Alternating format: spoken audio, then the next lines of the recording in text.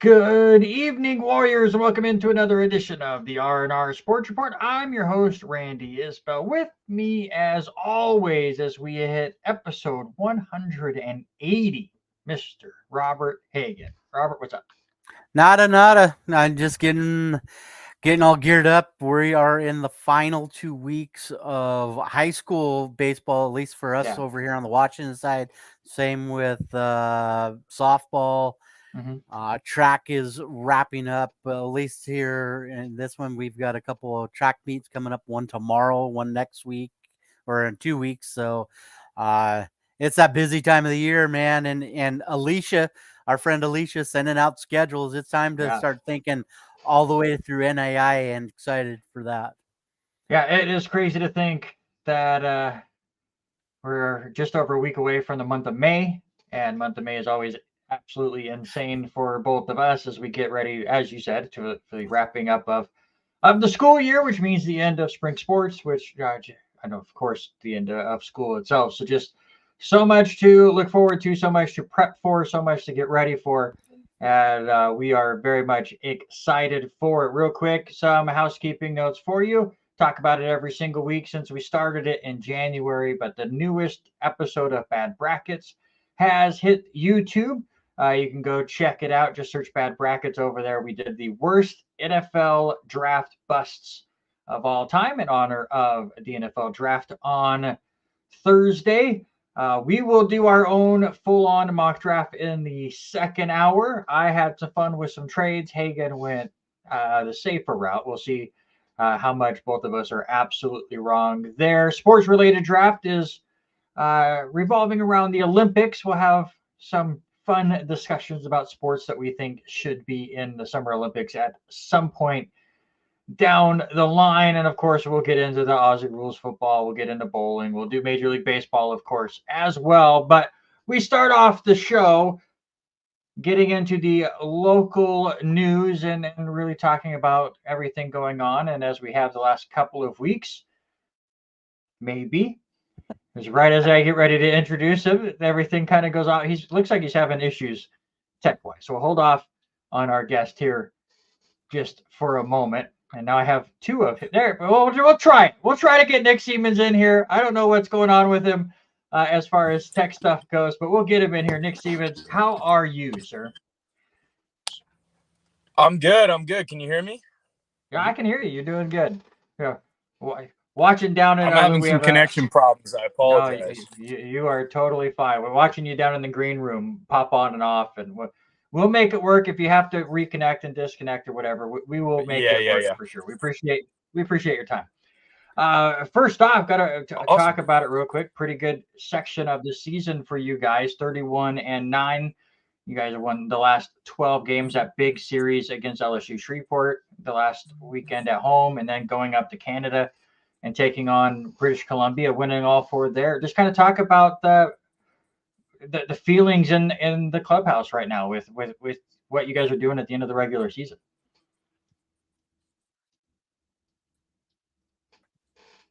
Or I not. feel like we're playing really Oh, there great he team goes. baseball, and we're really playing for each other. And I think we good. Yeah, you're good. You just had a hiccup. You're good. Okay. Yeah, I feel like we're playing really great team baseball. I feel like we're really playing for each other, and I think any adversity that we come across, we all know that as long as we keep going, we're gonna grind our way through it, and we're gonna get through it. And I think we have a lot of confidence in each other right now, and I think that all of that equates to a very strong team for us.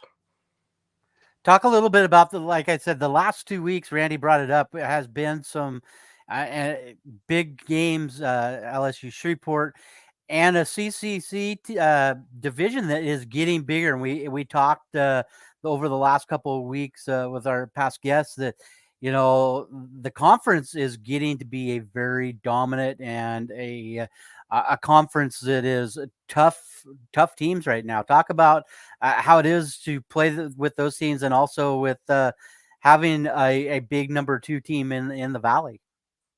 Absolutely. I mean, yeah, it was great to have Shreveport come up here, and it was great to be able to play them and have that high level of competition.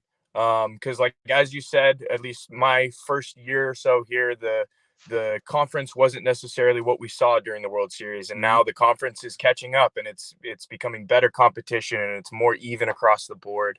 I think UBC always has great arms. OIT has really come along over the past couple of years, and it's just great competition that we get to see more consistently now. And then, like you said, having Shreveport come up, it's just preparing us for the World Series, preparing us for all those big games. These last 2 weeks have all felt like postseason and big games, and it's the kind of baseball that we're used to playing and that we want to play, and that's the baseball that everybody wants to play. And so it's really easy to get up for something like that, and I think everybody is kind of collectively excited to get this next month of the season going.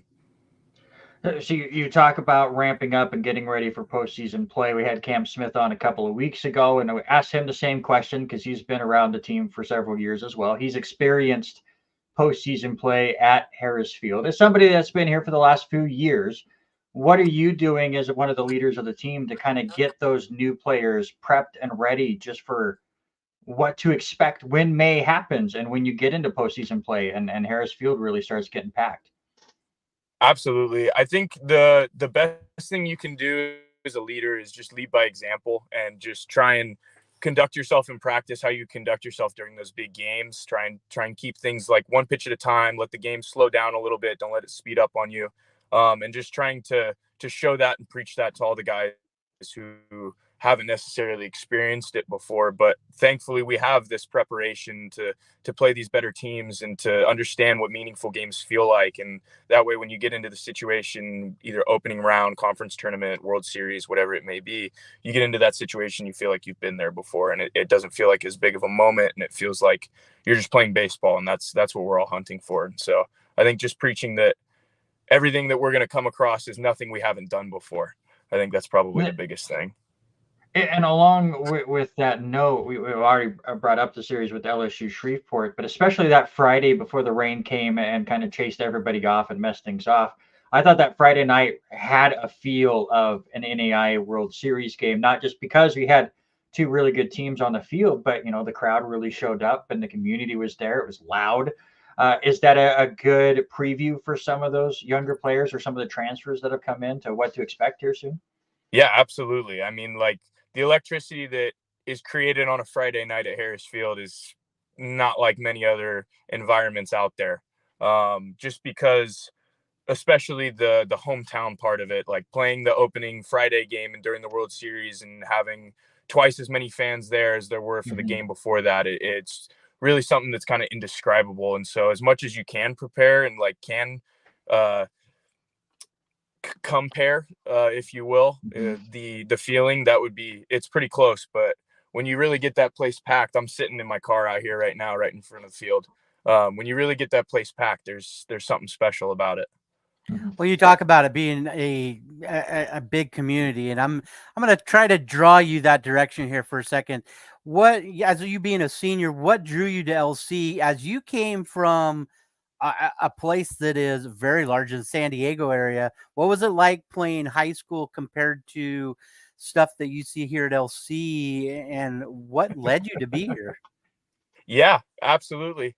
Alicia talking. Yeah, no, I mean, it's a lot different up here. It's being in a big city in San Diego. There's good baseball players everywhere. You feel like there's scouts everywhere. You feel like somebody's always watching you.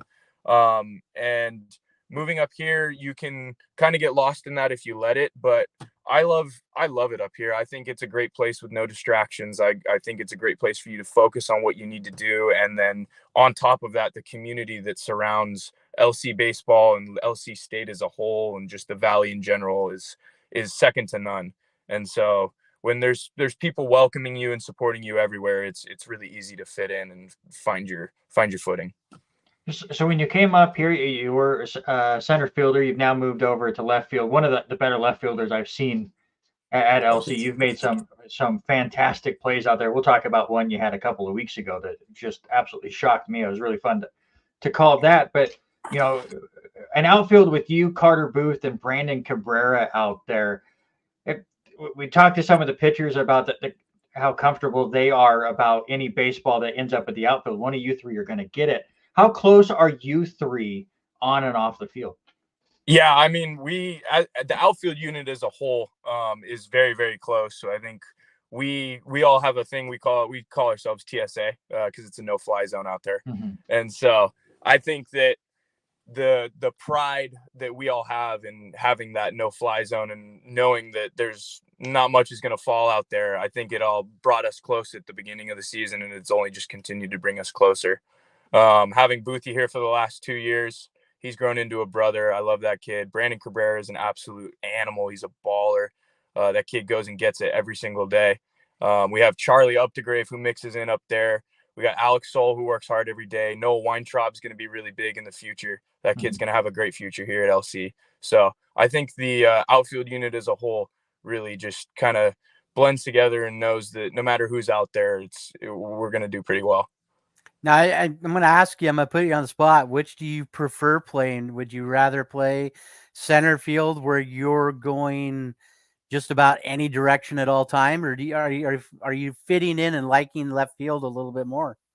I mean, I'm lucky enough that I felt like I can get pretty good reads in all three outfield positions. So I've never felt necessarily one prioritizing over another or preferring one over another. I've played center field.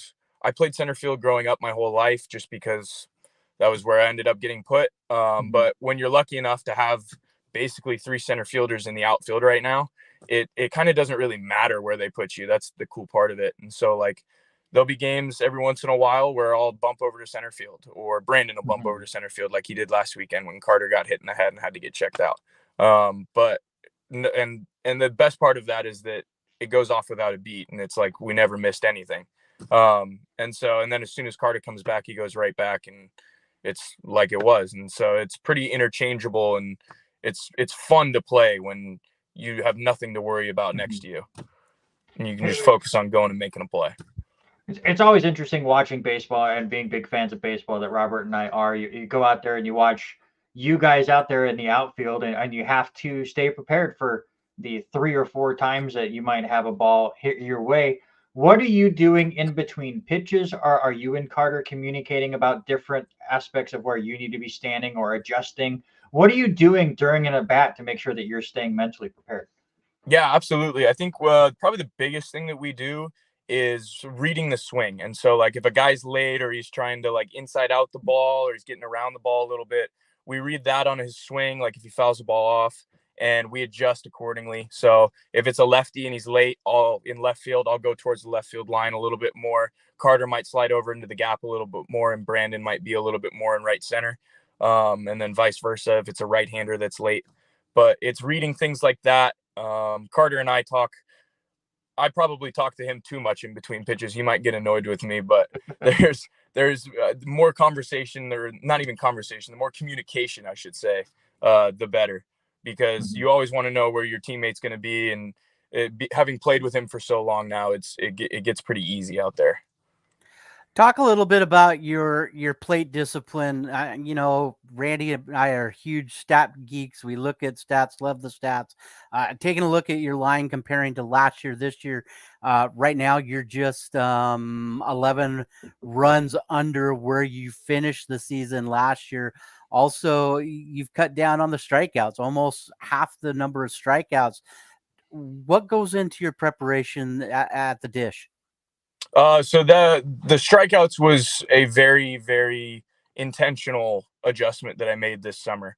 I knew that was a part of my game that I had a hole in, and so I made a very conscious effort to improve that. I actually kind of changed my stance a little bit. I widened out. I have a little bit less head movement, a little bit less body movement, and making my swing simpler has honestly allowed me to just see the ball better and not feel so rushed, and that just helps you make better decisions on what pitch to hit. And so when I'm up there now, it's just make sure I'm on time and make sure I get a pitch that's in my big box right over the middle of the plate. And if it's not in that box, or it has spin and it's not going to end up in that box, then I can just leave it because I have enough time to see it now.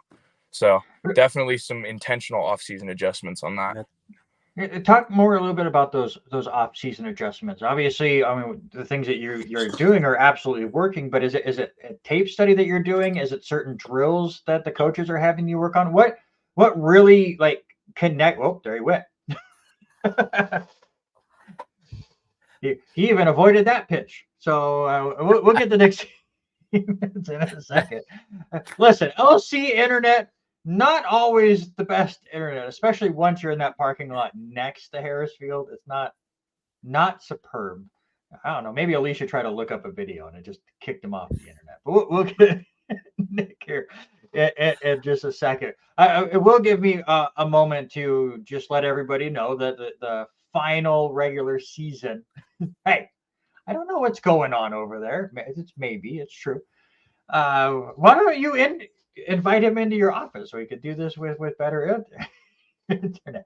But the last regular season weekend is coming up on Saturday and Sunday. A pair of doubleheaders against Bushnell. Saturday starts at noon, and then they'll have senior night and stuff. I believe on Sunday, Alicia, we're doing that on the second day of that weekend.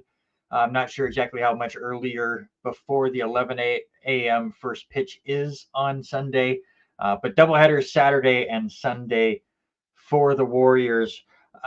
Just very excited to get into that. Most likely, LC will host the Cascade Conference tournament at this point. They got a little bit more work to do. Hey, he moved. He changed it to a spot. Phone died. Had to come to Alicia for the savior. Alicia saved me. There you go. So yeah, I know the background there. Yeah. So you're totally fine. And a nice hustle, by the way, to go for the parking lot to the second floor up there. Full run. Couldn't help you guys. Couldn't leave you guys waiting. But yeah, talk about the off-season stuff that really connected with you that has helped with your strikeout rate. Yeah, so I actually went and played summer ball in Ridgefield, Washington, in the West Coast League, and I had a pretty good struggle summer. I hit 100 something, and I had tons of strikeouts, and it was very eye-opening that I needed to make an adjustment. And so I went back and I did look at film. I did look at stuff like that, and I came to the conclusion that the strikeouts had to go, and that the strikeouts were mostly from, like I said, not having enough time and kind of moving too much. And so I just tried to simplify, and it seems to be doing pretty good. Now we went from the field back to the box. I'm going to go back to the field for a second. Again, number stat: only one error on the season this year. Last year, 2 errors and 1 error, and back in 22. You've played a very clean game out in that outfield. Is there certain things, and we've seen the hustle from the parking lot to the office? How much running do you get in a day? So during practices, our running for the outfielders is pretty intensive. We run on and off the field wherever we go, full sprint. And so when you're base running and then immediately that's the third out and you immediately got to run out to the outfield on a full sprint, that's always pretty good conditioning. But yeah, I would say the defense is mostly just about taking pride in it, and kind of like you mentioned, having the hustle, having the desire to go do it and go make that play and be that defensive player and take care of your pitchers and stuff like that. And I think defense is a lot more of an effort thing for the most part. Reps go along with it a lot too. You have to do it a lot in order to be good at it, but I would say that your drive and your desire definitely gets you most of the way.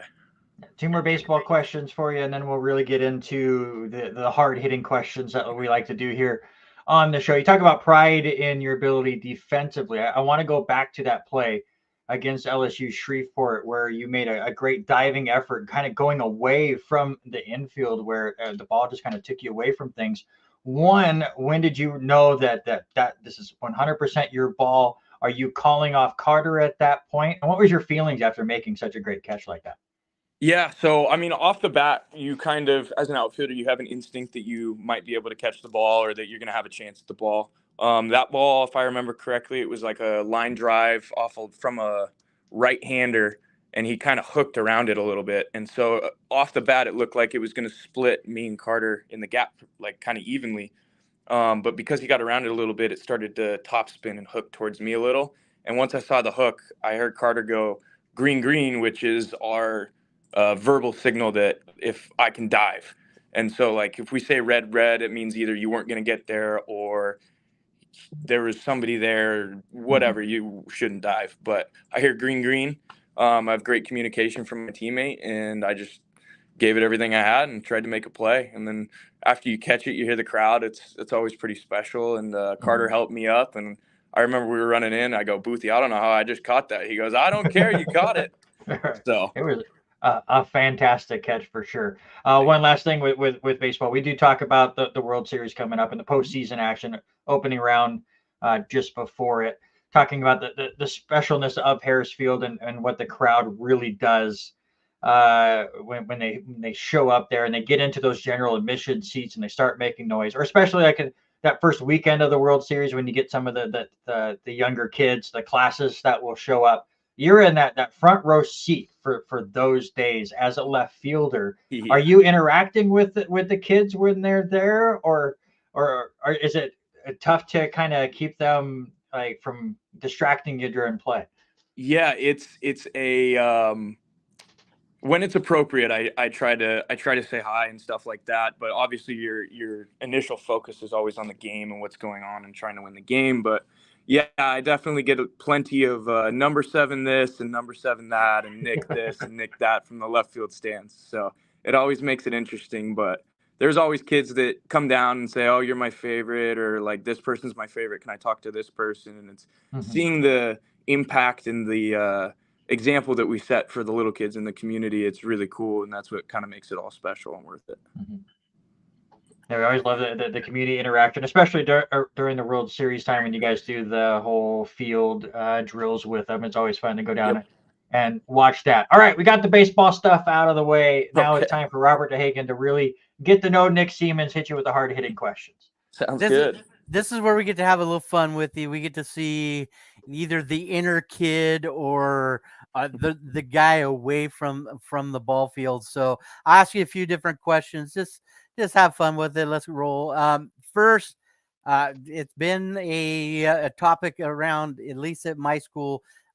Kids are liking to play board games. What's your favorite board game? Board game. I like Monopoly, but it takes a long time. So I was a big Trouble person. Okay. Love Trouble. Great game. It right along with Sorry. So yes, both of those are good. You just made a comment a minute ago what some of these kids call you. So number 7, hollering. Do you have any nicknames that anybody has stuck you with from high school, or has Jake or Boothie or any of those guys given you a nickname? So on the team, I'm pretty collectively known as Seams, kind of like seams on a baseball. But we actually had one pretty funny instance this past weekend in Canada. I was walking up to the plate, and the announcer goes, "Now batting, number 7 left fielder, Rick Seamans." And so, of course, my whole team, being the college guys that they are, dugout just starts going, "Oh, Rick, let's go, Rick!" So I've turned into Rick now as of probably Saturday. But yeah, besides that, just seams, kind of like seams on a baseball. That was kind of given to me when I got here. But yeah, I mean, pretty standard.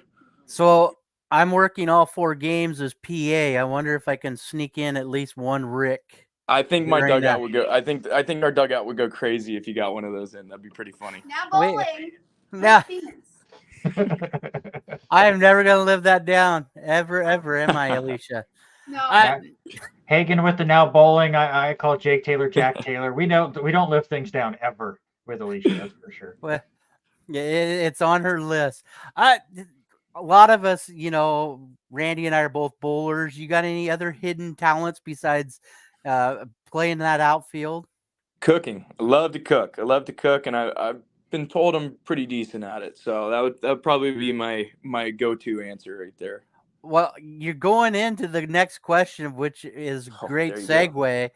What's your go-to lazy dinner? If you're a cook, none of them has to be lazy for you, I guess. Yeah, I think probably the easiest dinner.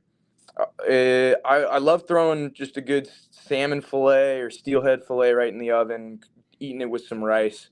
That's always nice and easy. Ravioli, pretty good. Ravioli is a great, easy meal.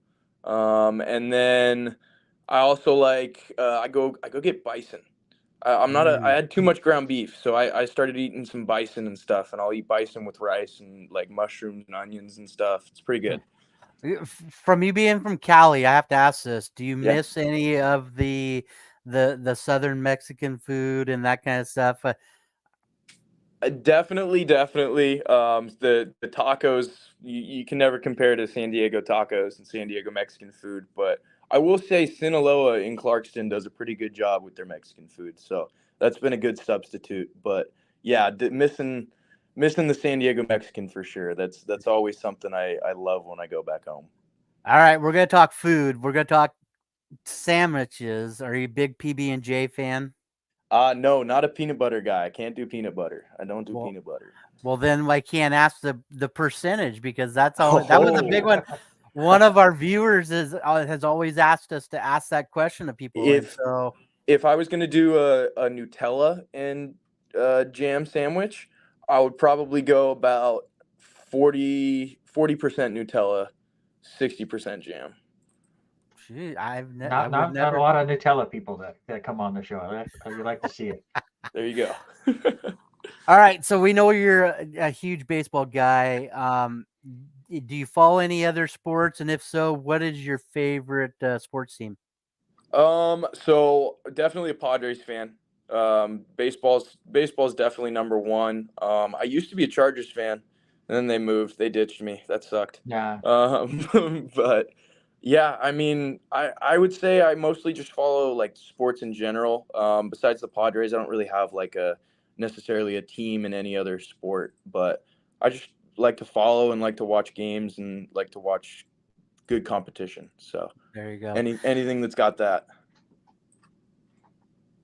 Yeah. All right. Now the hardest question, and I know this is tough, but favorite teammate to play with. It could be somebody from this year, could be in the past couple of years as you're a senior this year. Do you have a favorite guy you've played with? It's really tough. I mean, I could go down the list. I could go Joe Ball from last year and a couple years ago. He was my locker buddy and one of my best friends on the team. Pooh Connie Desa. He's been here as long as I have. I guess I have a semester on him, but yeah, I've loved playing with that kid since the first year he was here. That's one of my boys. Charlie Updegrave, Carter Booth. It's hard to just pick one. We do a really good job of being a good collective family, and that's something that I'm really grateful for. So it's hard to pick just one. There you go. Well, Nick, we definitely appreciate the time and the extra effort for running up the stairs. I apologize. No, totally fine. We always have tech issues here, whether it's on our sports report or bad brackets. We're totally used to it. So, Nick, we appreciate it, man. Best of luck the rest of the season and getting into the postseason in May. And you were a lot of fun. Appreciate you. Thank you so much. Thank you guys for having me. It was a pleasure. Yeah, no problem. All right. That Thanks, is Nick Siemens, outfielder for the Lewis Clark State Warrior baseball team as they get ready for their final regular season weekend. Again, double headers on Saturday and Sunday against Bushnell. Saturday starts at noon. Sunday starts at 11 a.m. All the senior stuff going just before that. Also, shout out to Alicia for the assist, getting him access to a phone to help finish that interview. We appreciate that greatly. It is crazy that it's the final weekend of the regular season in a few days. Yeah, it is just nuts knowing that we've got 4 more home games of this series, but I got to figure out how I'm going to fit Rick into my announcing. You got to do it at a random moment. You can't do it at the beginning of the game. No, like in the 6th inning or something. And then you just slip it in. I think that's the best way to do it. Some more LCSC news for you. Speaking of the Warrior baseball team, Brandon Cabrera was named the Cascade Conference Baseball Player of the Week. He went 9 for 18 with a double and a pair of home runs that weekend against British Columbia. 6 RBI, 4 runs scored, and 5 stolen bases in that 4-game set. Absolutely phenomenal. Jake George was named the Cascade Conference Pitcher of the Week for the 2nd consecutive week. He threw the first complete game for the Warriors since 2022, struck out 9, gave up just 2 runs in that start. He's been absolutely fantastic, getting himself ready for postseason play for sure. Outside of the baseball world, Carter Gordon was named Men's Track Athlete of the Week.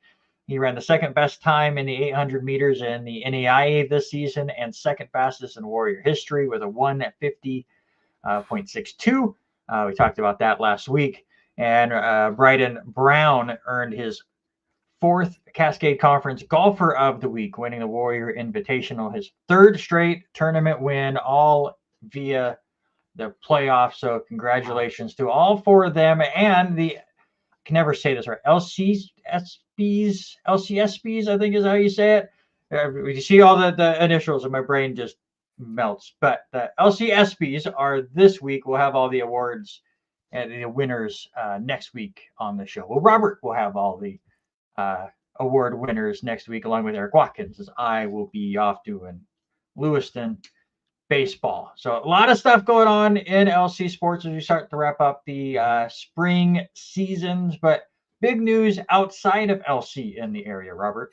Yeah, this one came down Sunday afternoon, and I think I was the first one after Dad broke the news. But Case Wynot has now committed to Washington State University. He is going to be a Cougar, the Lapwai standout, also the Idaho Gatorade Player of the Year. He had decommitted to Utah State when the coach ended up taking the job over at UW.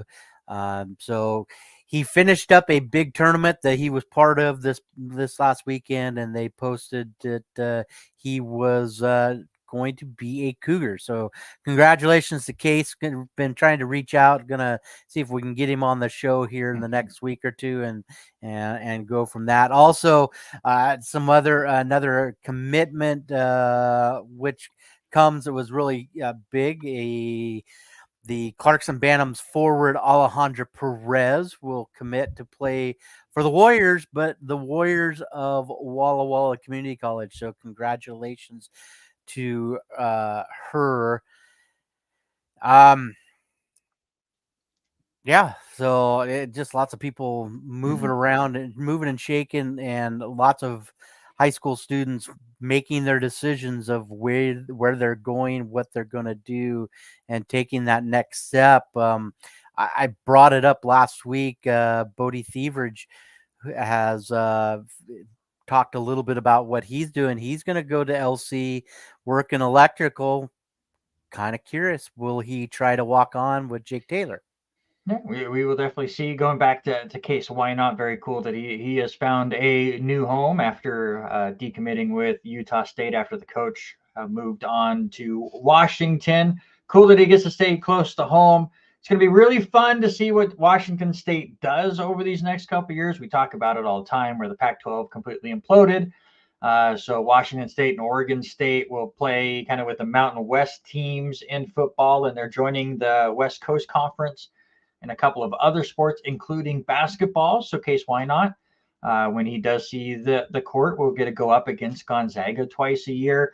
I'm very curious to see the schedule when that comes out for when it's Washington State and Idaho, and Zach Eastman can go out and watch Titus Yearout go up against Case Wynot. That would be a blast. Hopefully he gets on the court soon. He's a fantastic player. I know it took Titus a couple of years to start getting integrated into the Vandals lineup more and more. Ashton Wallace as well for the Vandals took her a year or two. So we're not 100% if Case is just going to jump right in and be a big contributor. Obviously, there's a different jump when you go to college basketball, but very cool that he gets to go to, well, I was going to say a Power 5 school, but is the Pac-2 considered Power 5? Who knows? It's a mess right now, but very, very cool for him.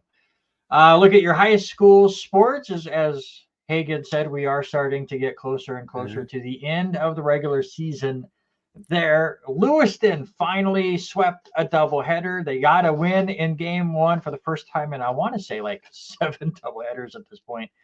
They just continued to split because they couldn't get things going. They win the first game 5-1. Then the Bats exploded against Sandpoint in game 2, 13-4. It feels like that doubled their run total this weekend with their 18 runs scored. Hopefully that gets that momentum going. They have 3 doubleheaders left on their schedule. 2 of them are at home finally. And actually, I need to look while Robert talks about his stuff, I forgot they were playing earlier today, so we'll try to get results from that as they're at Lakeland today for a doubleheader before finishing off the regular season at home starting at Saturday at noon against Coeur d'Alene, and then Tuesday starting at 2, also at home against Post Falls. I'll have all 4 of those games for you on the river, and that's also why I won't be on the show, because doubleheaders for high school, if they say 2 and 4, it means 2 and 5. And then I won't be done till about 7:30, 8 o'clock anyways. So it's just safer for me not to worry about it that way. But very excited to see that Lewiston's starting to get things going, see if they can make it back to state for the 3rd straight year. We'll find out. Lewiston Bengals softball also had a fantastic series against Sandpoint. They scored 34 runs in the second game, beat them 34-1 in that contest. So we'll see where they're going. They're right now in a 3-way tie in the Inland Empire League at 8-2 in league play. They also are playing a doubleheader right now against Lakeland. So I'll try to get some updated scores for you there. But Bengal team starting to turn things around as we get to the end of April. Yeah, 100%. And you look at Clarkson. Let's start off with the softball and the girls there. They fall to Shadle Park this past Tuesday night, 3-8. In that game, as we were coming off the air, finally got a score update on that. But Bantams gave up 7 runs in the first inning, and then the Bantams come back to defeat. Had another extra game as they played Orofino on Thursday. Listen, McMangill is unbelievable. Herm Bromley, what they have been doing. They scored 14 runs total in that one, winning that one 20-1 last Thursday. And then they sweep the Knights on Saturday, winning game 1 16-4, and then game 2 8-6. Leah Copeland had a huge Saturday. She had 5 hits in that game, 3 triples and 2 triples and a double with 4 runs scored. So she had a huge one. They did play today, started at 4:00. Have not got a score update on that one. But as far as the boys with the baseball team, they come away with a win last Wednesday for senior night, 3-2 over Shadle Park. Trace Green had another complete game, allowed 2 hits and 2 runs, and both those runs came in the 6th inning with that one. And then on Saturday, they do split with East Valley, win game 1 7-2, and then lose the second game 7-9. They will be playing host to Rogers away at Rogers, and then a doubleheader on Saturday at West Valley. And then we've got one more week, and they hit postseason play starting the week of the 7th. Breaking news. Just believe that the Yankees are on a win.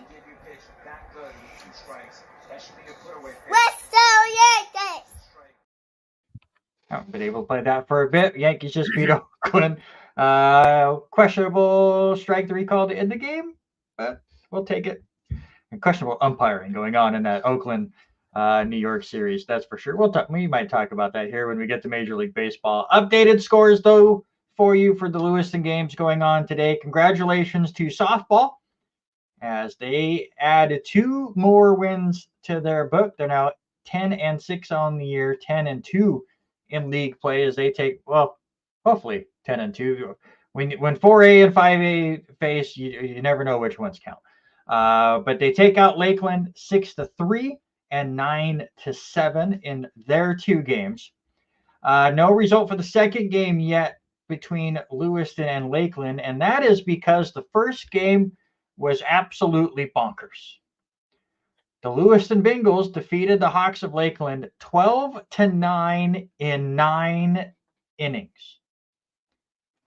Lewiston, from the looks of it, had a 6-1 lead going into the bottom of the 5th inning. Ended up giving a run up in the 5th and then 7 runs in the 6th inning. So it was 9-6 Lakeland going to the 7th, needing just 3 outs. Bengals scored 3 to extend the game. Got 3 more in the 9th 21 total runs, 24 total hits, 11 combined errors in that game. So not the cleanest game played, but Lewiston comes away with another big win. They'll try to get the sweep there, and it's really big as they're trying to get themselves out of fourth place in Inland Empire League, which gives them a possibility of hosting a game if they can get up to that 3 seed during the district tournament. Last year, though, they were the 4 seed. I traveled up to Coeur d'Alene 7 times, it felt like, in that week as they kept getting rained out. Ended up still making it the state. So we'll see what Lewiston does over their last week of regular season play. But a big win here today. All right, let's get into some Major League Baseball talk. Already told you the Yankees took out the Oakland Athletics, dominated them 4-3. No minors out here. But the Yankees get the win 4-3. Detroit takes out Tampa Bay 4-2. Pittsburgh with a 2-1 lead or win over Milwaukee. Cincinnati took it to Philadelphia 8-1. Cleveland over Boston 4-1. We'll talk about the Guardians here in a moment. And the Atlanta Braves shut out Miami 5-0.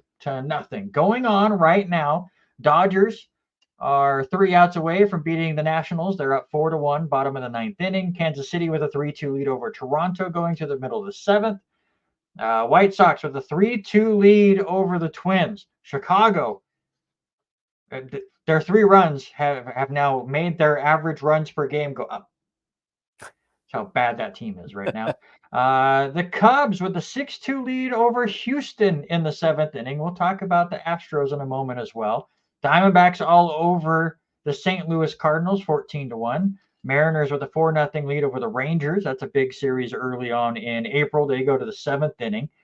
4-1 lead for the San Diego Padres. Nick Seaman, San Diego Padres. They're over the Rockies in the bottom of the 3rd, now going to the 4th inning. And it's 0-0 between Denny's Baltimore Orioles and Alicia's Los Angeles Angels.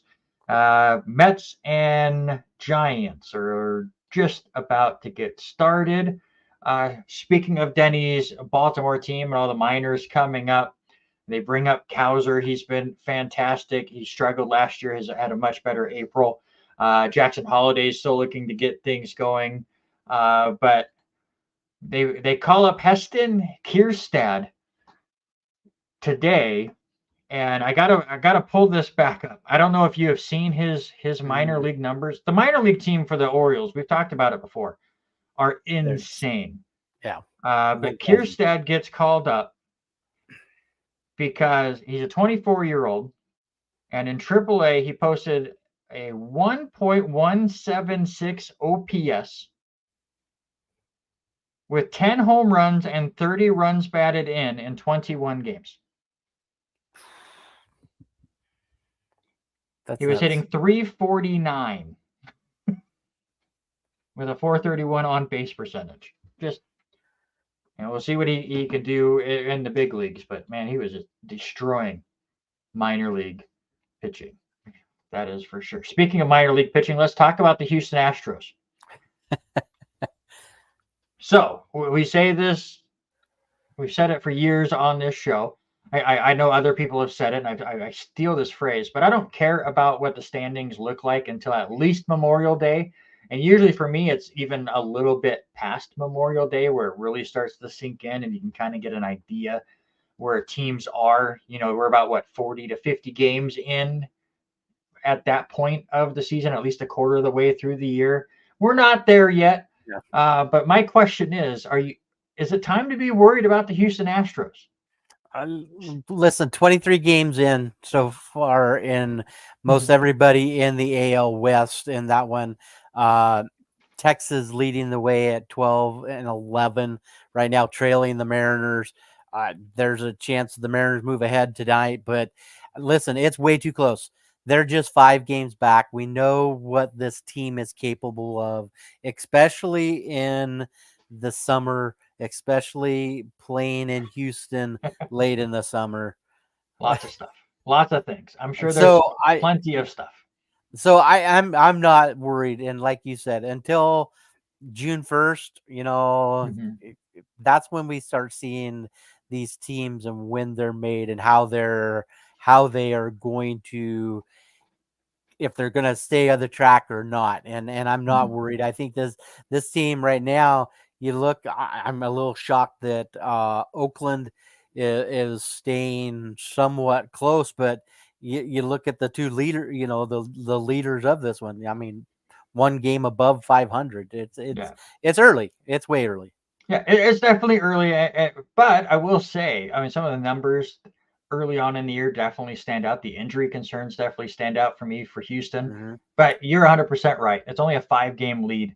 We're not even through April yet. I do think that Texas and Seattle have missed a golden opportunity to really, put Houston behind the 8 ball early and make them try to figure out different ways to not get 10 games back at this point. That is true. She did it. She does a fantastic job. I got to get an updated version of that. That's like 4 years old at this point. Listen, I update that. It was a good part, but we also had Nick on, so we can't take away from Nick. Yeah, Nick Siemens was really, really good too. A couple of numbers that really stood out to me for the Houston Astros, and the reason why I want to talk about this, they've given up 124 runs already this year. That's most by any American League team, third most in the league in general, a 5.1 team ERA. Opponents are hitting over 265 against Houston right now. That's second worst in the league. They brought in Hader to be the big shutdown closer. He's really struggled so far. The Astros as a team have only converted on 2 of 8 save opportunities on the season. They are up there, top 6 in the league in average and OPS and slugging. So the batting is doing a good job. Yes, Rick Siemens was fantastic. But they do get Verlander back. But you look at the starting rotation for Houston, even with Verlander back. Christian Javier just went into the IL with some neck discomfort this weekend. There's Framber Valdez, Lance McCullers Jr., Jose Urquidy, Kendall Graveman. Several pitchers are on the IL right now. It is early. It is not time to throw up the white flag and surrender the season, obviously, for Houston. It's also one of those times where we're not discounting them. But with the injury concerns and the pitching issues that Houston has, at what point do those red flags really stand out to you? Yeah, it's going to be a big part of it. Who would have known their latest 10-game stretch is 3-7 over that last 10. They're only coming in, winning one every couple. Yeah, I appreciate that. But you said it 100%. I mean, right now their run differential 28 to the negative. It just blows me away how this offense is not generating enough runs scored. But what's funny is they're scoring more runs than the Los Angeles Angels. They've scored more runs than the Oakland Athletics, and also more runs than the Seattle Mariners. And that's the thing. I mean, they're not putting up lightning numbers, but no, it's the pitching in the back. Yeah. The pitching is what's struggling right now. And to give them an out for any Houston Astros fans that are listening, and I'm sure there's none of them and who really cheers on the Houston Astros, really. But out of their 23 games, 20 of them have come against teams with a winning record. So they've had a tough schedule to start. They haven't been able to get the Chicago White Sox or the Oakland A's or the Miami Marlins on their schedule just yet. It'll all even out and it'll all work out. Same thing goes for the Cleveland Guardians to me. They had the best record in Major League Baseball coming into today, 16-6. They had won 4 straight games, make it 5 straight games as they won again today. But I don't believe in this team still. I am still on the Texas or the Detroit Tiger bandwagon as far as who's going to win the AL Central. And again, we talked about how many teams with the winning record that Houston has played. Cleveland's just 6-4 against teams with a winning record. So let's calm down a little bit. But they are dominating those bad teams. How about second in the American League behind, who was it? Was it Baltimore? That team who is now trailing because of Mike Trout. Trailing only Baltimore, 124 runs scored. They have the lowest runs given up in the league with 72. But obviously, when you play the Chicago White Sox, you're not going to give up a ton of runs. Yeah. But this is a team that I think the schedule will get tougher. Things will even out. And I will throw it out there right now. Houston Astros will end up with a better record than the Cleveland Guardians. It's very possible. So I think that's a big thing. They're plus 55 in the run differential. But I'm gonna throw this out to you. Do you know the only team that they have lost a series to this year? No. I mean, Yankees your probably. Yeah. New York Yankees. They're winning the series. That's the key is to get 2 or 3. And and yes, they didn't play one of the games against New York, so there's a possibility they could have split that series. But they're doing what they're supposed to be doing right now, and that's winning series, at winning 2 out of 3, and so on and so forth. Can they keep it up? That's hard to say. But watching Stephen Kwan, and I got to watch that game against Seattle, he just looked very good in that one, and what Naylor's doing right now. But longevity, can they keep doing that? That, like you said, that's going to be the hard part. They weren't that team that was going to blow me away in the Central, but they're proving themselves right now. And let's be fair, and are making fun of the lack of quality teams that they have played for the most part this year. But what is it going to take to win the AL Central? 85 wins? Yeah. Maybe you have to get up to 90. They have 17 already. So, I mean, those wins count, and it adds up to their total. So we'll see where they end up. Wanted to just we used to do players of the week, and maybe we'll do that once we get through the World Series. But I wanted to shout out some fantastic starts to the year. So in your not quite a month into the regular season, a month in if we count, we look at when the Dodgers and the Padres had their 2 games in South Korea. But so we'll say a month into this regular season, who's your MVP and your Cy Young?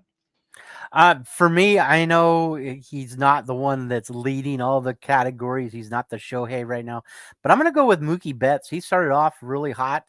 He's still doing quite well. He's sitting with 6 home runs, batting .355. Again, 6 home runs, which puts him 4th in the league prior to today. 5th. 19 RBIs, 5 stolen bases, hasn't got caught yet. But the bigger one is his OPS, and he leads it in the MLB, and that's at 1.109. For Cy Young, I'm going to go with a guy that I didn't think this team was going to be huge, and I'm going to go with Jose Barrios. What he's done. Out of his 5 starts, 4-0 on the season, 31 innings pitched. Right now, that's 3rd in the league with a 0.85 ERA, 27 strikeouts, 9 walks. So right at a 3-to-1 ratio there, but got a whip of 1.01. So I mean, he is doing what he should be when he comes in. He's shutting them down and letting those bats of Toronto get him the wins. Now, Denny brings up a good name with Elly De La Cruz as well. His last 2 weeks have been absolutely phenomenal. But my MVP right now, as much as I wanted to go homer and say Juan Soto, because he has been the offense for the Yankees, because the bats have just gone ice cold. But Marcell Ozuna, the designated hitter for the Atlanta Braves, .325 batting average, which it seems fine until you realize how much of a power hitter he's been. He leads Major League Baseball with 9 home runs so far. He leads Major League Baseball with 27 RBIs so far. Slugging percentage also tops in the league at .687.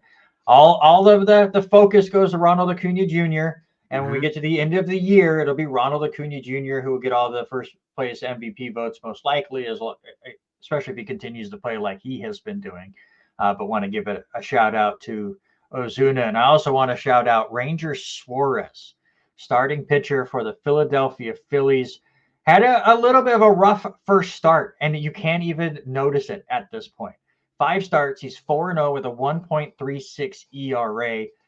Leads Major League Baseball for qualified pitchers with a 0.7 whip, has 32 strikeouts so far on the year. And oh, yeah, he has not given up a run in 25 consecutive innings.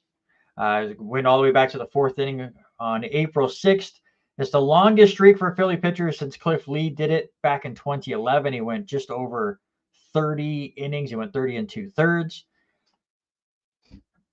Listen, I have a bunch of Denny stats over here I want to get to about Suarez, but numbers wise, Clay Holmes looks amazing. Man doesn't give up a run.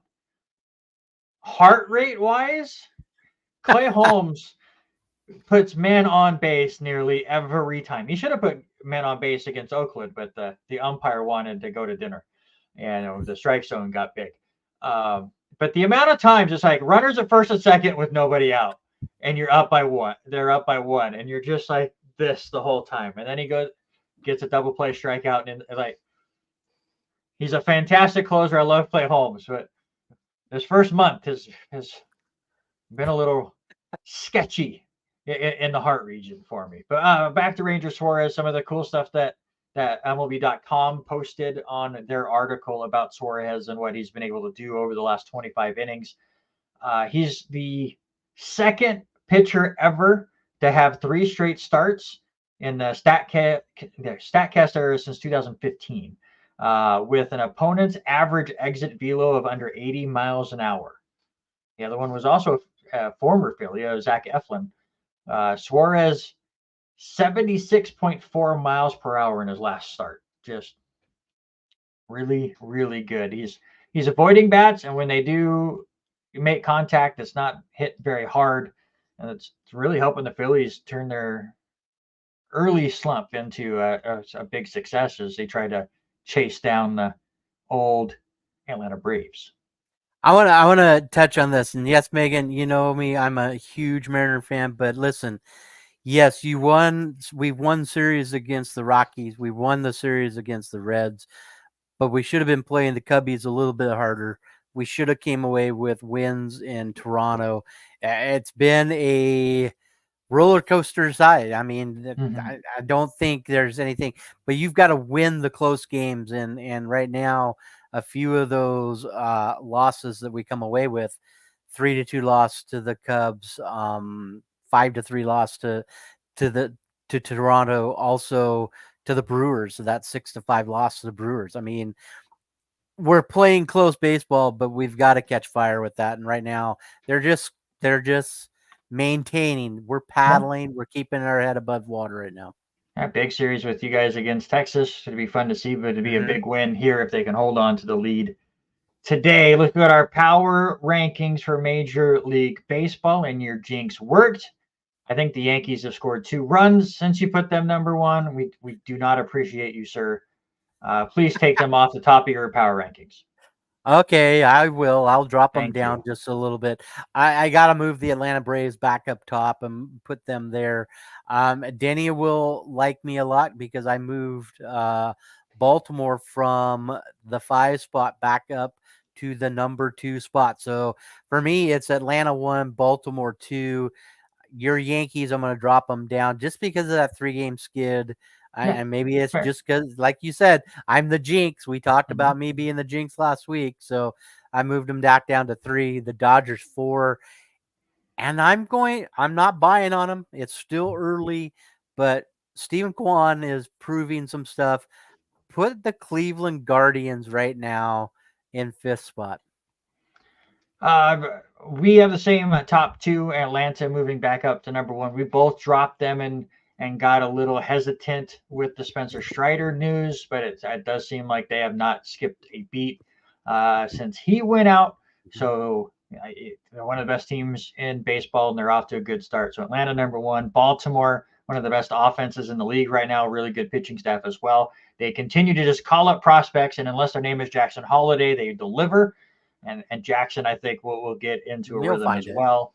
So I have them back up to number 2 along with you. I'll have the Dodgers 3. I know they're slumping a little bit as far as what we're expecting from LA, but if you go back and look at where they were last year, they were about the same record. and then they ended up winning well over 100 games. So I'm not concerned about them. And I still think they're one of the best teams in baseball, even with a couple slumps here and there. Yankees, I drop all the way down to number 4. The bats have just gone ice cold.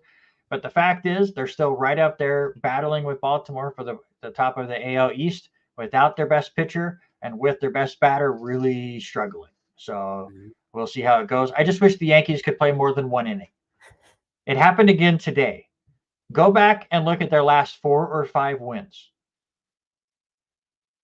It's either they scored all of their runs in 1 inning or they scored all but one of their runs in 1 inning. It happened again today. They jumped out 4-0 against Oakland and held on for the 4-3 win.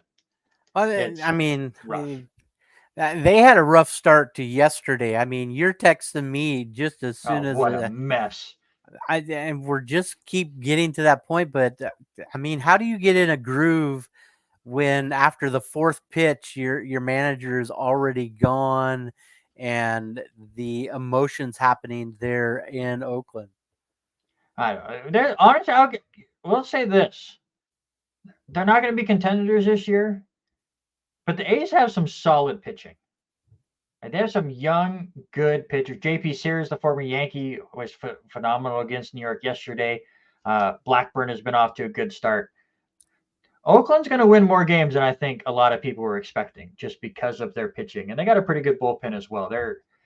What's their closer's name? He throws 103 miles an hour, and he's lights out. So I'm not saying that they're going to be a contender or anything, but Oakland's going to maybe not lose 100 games this year.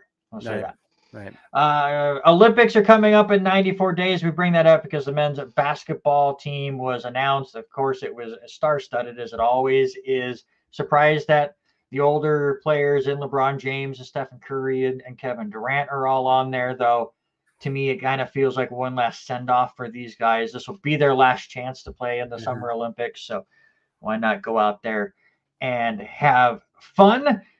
Got a couple of new sports that are coming in. Is this break dancing? Is that what breaking is? That is break dancing dancing. gets in. We can poo-poo it, but it'll be fun to watch. Break dancing is wild. It's not something I would ever be able to do, so I'll probably tune in to do it. Skateboarding gets in there along with sport climbing, which will be a lot of fun. And surfing makes it. But what is sport climbing? I mean, there's a lot of definitions of.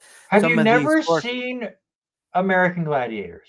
Yes, I've seen American. Have you seen The Wall? Mm-hmm. That's sports climbing. Ready, set, go, beat your person up the wall or the mountain or whatever they're going to do as far as the Olympics go. Yeah, I mean, what is it? American Ninja Warriors? Is it the same kind of aspect of climbing with all just? No, they're not going to have weird things that move around and knock them off. It's just go straight up a wall or a mountain or whatever they're going to do. It'll be interesting. Surfing will be cool too. It sounds like it's like an indoor thing though, to be able to handle the elements and let everyone actually have a chance at it. We'll see what happens there. Well, they do get rid of karate, baseball, and softball, which is disappointing. But yeah, well, what's funny is the surfing part. We're not close enough to any major ocean, are we? In Paris, I don't think. Yeah, that's what I said. I think it's an indoor event. So it's all controlled waves and stuff. But that brings us to your sports-related draft this week. We talk about these new Olympic events and some of them that go away. I wanted to have a little bit of fun. And I wanted a big caveat, and Robert fell right into it when we were doing our draft off air. Because there have been a lot of sports that have come and gone. And a lot of the sports that have left that we would really love to see come back. I excluded all of them. So our sports-related draft this week are the sports that should be in the Summer Olympics. Very key there because winter would have their own stuff. Yep. But the sports that should be in the Summer Olympics, but they've never been in it at any point in the history of the Olympics. Yeah, I have to stand corrected because my second pick, I did not even realize they were there. Only a short, brief visit, and that was cricket. So, but for me, cricket coming back in 2028 too. I'm hoping so. No, it's been announced. Yeah. So, My first pick, I had to go this way, and it's just because we're part of it. We keep hearing it, we keep talking about it. And the last weekend, or last 2 weekends, has been the World Series of Bowling. Listen, 19 different countries represented. The talent there is unbelievable. The Shark Championship hosted the Japanese player of the year in Shota. Mhm. He is a great bowler. So I'm going bowling with my first pick, just because I think that sport has grown so much, especially with Jason Belmonte, the two-handed theme, Mhm. and all that. Lots of different guys coming out of England and Mhm. France and all that. I think it's got to be getting there pretty soon. Yeah, internationally, the game continues to grow. Like you said, Belmonte has really helped with that. I know a lot of PBA bowlers go and bowl in different Japanese leagues and tournaments over there. So it's roller derby. How has that not been an Olympic sport back in like the 60s and stuff? That's what I want to know. Oh, But Megan nailed the correct answer. What is the fastest growing sport? That's old pickleball. To all the tennis courts in our valley are getting converted to pickleball courts. Sunset Park, they completely removed any essence of a tennis court, and it's just pickleball courts up there. Now the old tennis courts by the old high school have been changed around to support pickleball, but you can still tell that tennis can still be there. Uh, LCSC Tennis Center has tape that they use to change their tennis courts into pickleball courts too. So yeah, pickleball definitely, I think in like the next 10 years or so, will make it into the Olympics along with wiener dog races. Would be fantastic.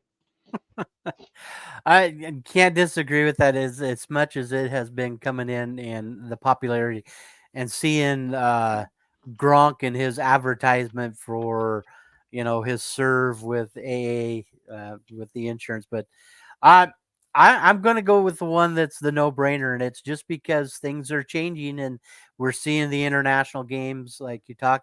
These teams are going that way, and that's American football. The NFL now going to Mexico, Mexico City, going to Germany, going to England, and all that. We're seeing that, and it's not going to be long, and we're going to see an international or a different country team there. And so, we know they're playing it in Germany with these guys. So I think American football has to be there. But we get flag football in 2028, sir. That's as But close as you're going to fly, get to American football. That's as close as you're ever going to get to American football. I don't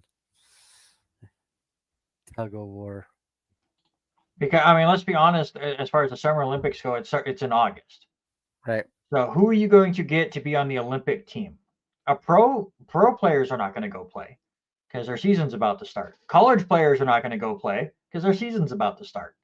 So you're going to go get the UFL guys over there to go play, and I don't think that's as international as people think it is. So flag football is a good start to it, but I don't know. What is the one sport that you and I always have to talk about on this show, or just off air as well during the Winter Olympics? What's that one sport that you never watch all year long, Yeah. but that 2 weeks of Winter Olympics we get absolutely hooked on? Curling. It's all about pushing the broom. So, what sport is kind of like that, but without the broom pushing, but the same kind of strategy that goes along with it that you could do during the Summer Olympics? A sport that's been around since the 13th century, not tetherball. It is bowls, not bowling, lawn bowling. If you've never seen this sport, and I'm trying to remember the game that's similar to it, it was like on Wii Sports at some point. Wii Sports Resort. Shuffleboard is another I good shout.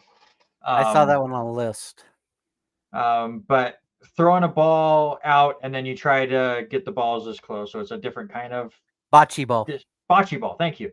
It's a lot like that, but the field is extremely long. I've seen highlights of different people playing this where they get the one ball and you're just trying to get as close as you can. And again, it's like curling where you try to knock their balls out of the way. And like seeing them, because the ball's not evenly round. so you can get a curve on it really well, and just being able to go out and around. And I would get into this sport like I do curling if it was in the Summer Olympics. Yeah, it was it. I messaged you. I said, "Is it like lawn bowling?" And that was your description. Was curling. So I mean, great point there. I'm gonna go with one, and it's just because I saw it on multiple lists. I saw it and I thought, "Oh, that's interesting." It's basically soccer on a volleyball court, and I'm Oh going to God, this take thing is nuts. Sepak Takraw, and basically it is a darts.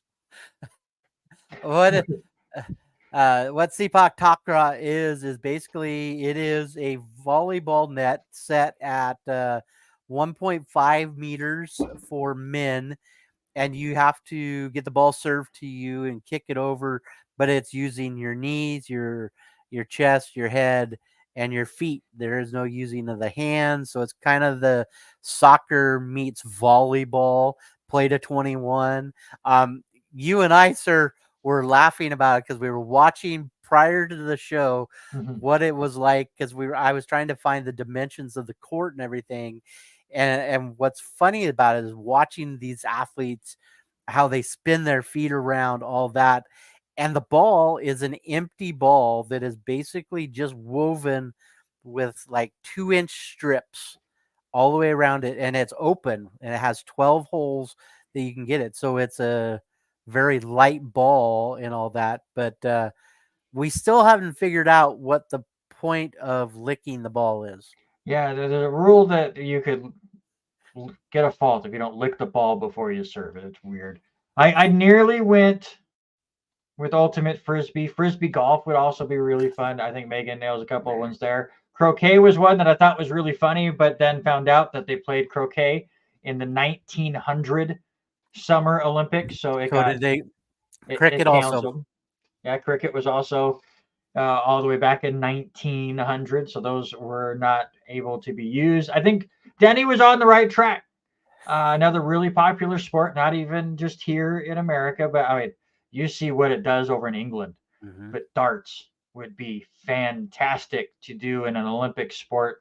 The craziness that the crowds get into, watching those videos of what they do at like the nationals or the world events for darts, and you do that in an Olympic event, that would be insane. I love Megan is going bonkers over here, and I love it.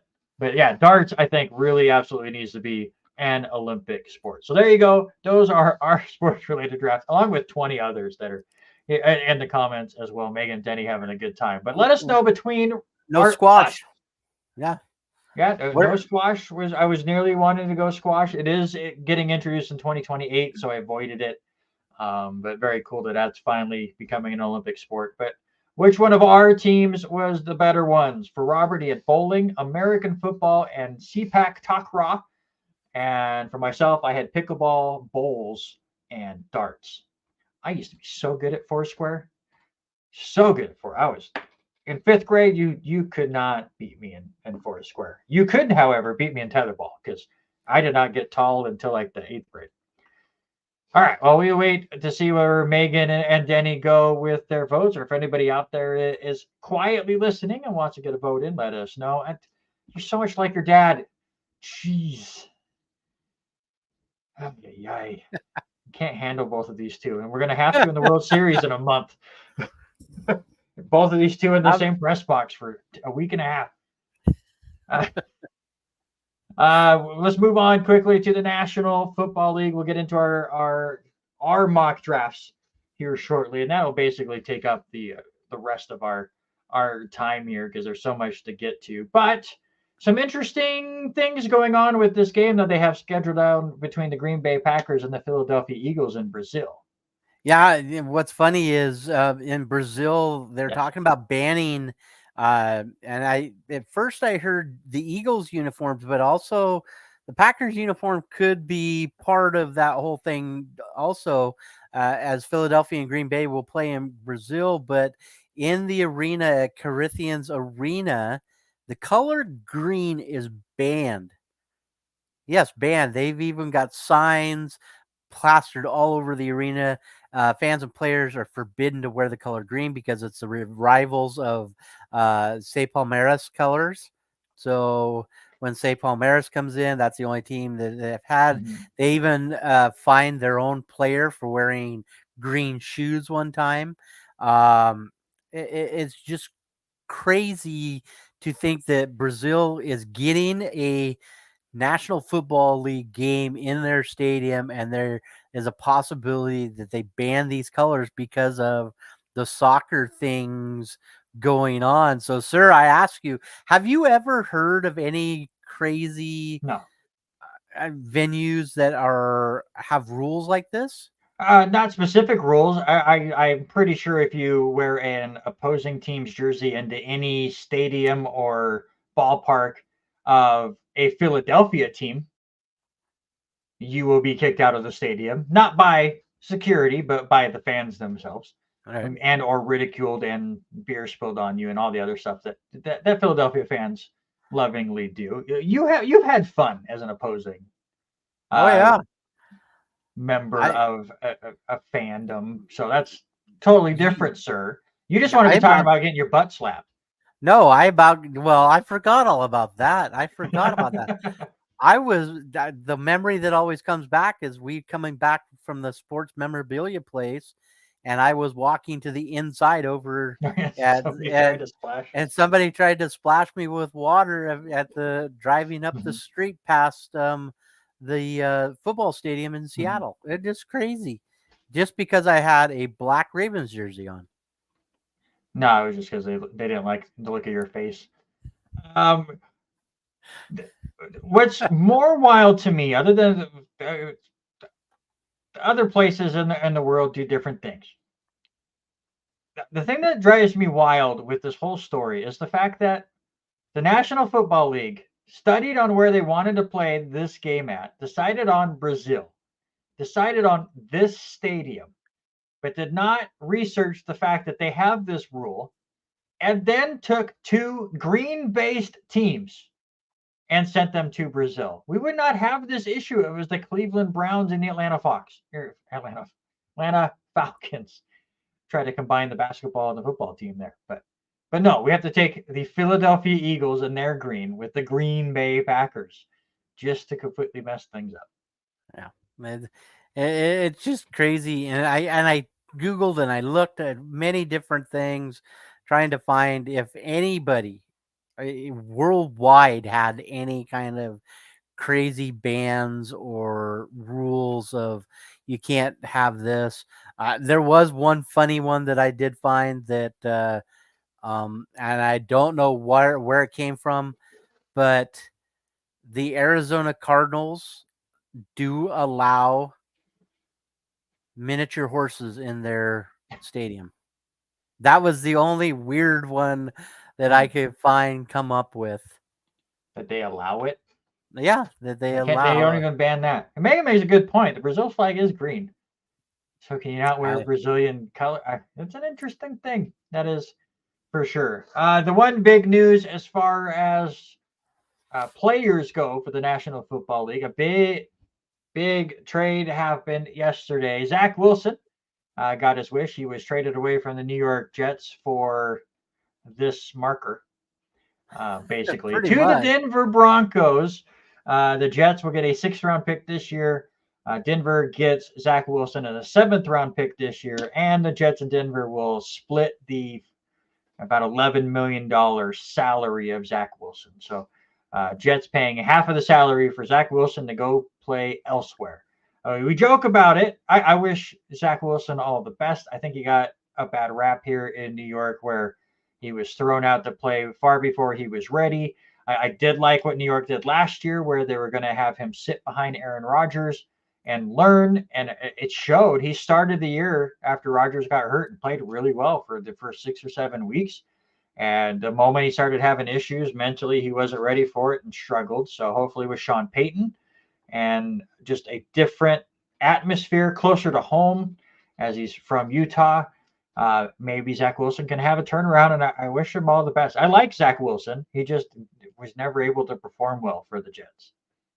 Yeah, 100%. So it'll be interesting to see, you know, if they throw him out there right away. You look at the depth chart for right now, as of right now, for this Denver Broncos team. You've got Zach Wilson. They've got him sitting in the second spot behind Jarrett Stidham, and also third guy Ben DiNucci.